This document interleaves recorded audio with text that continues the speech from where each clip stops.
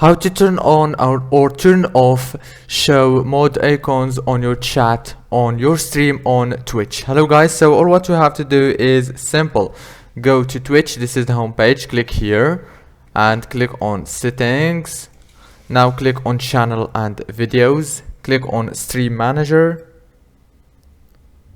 and now all what you have to do is go down here and you will find this chat settings down here. Click on it and now you will find show mode icons. You will be able to turn it on or off as you want. If this video was helpful, please don't forget to like, subscribe. Thank you so much for watching until the end. See you later.